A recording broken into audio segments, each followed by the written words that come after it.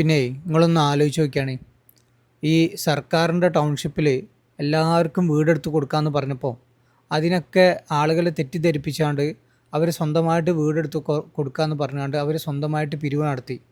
ഇപ്പോൾ ആ പിരിവിന് കണക്കിലാണ് ഉള്ളതെങ്കിലോ ഒരു വീടെടുക്കാനുള്ള സംഖ്യയുമില്ല. ഇപ്പോൾ ആരാണ് വഴിയാധാരാകാൻ പോകുന്നത്?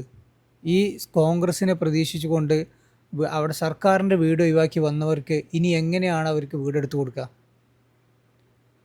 ഇനി അവർക്ക് പണി തുടങ്ങിക്കഴിഞ്ഞാൽ എന്നാണ് അവരുടെ വീട് പണി കഴിയുക?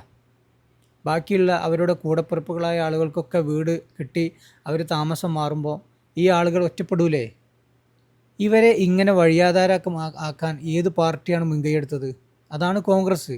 ഈ കോൺഗ്രസിനെ ഇപ്പോഴും നിങ്ങൾ വിശ്വസിക്കുകയാണോ?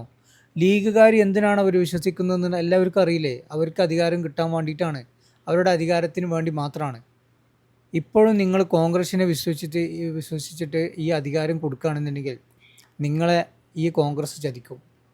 തീർച്ചയായിട്ടും ഇത് ശ്രദ്ധിച്ച് കേട്ട് വെച്ചോളി. നിങ്ങളെ കോൺഗ്രസ് ചതിക്കും.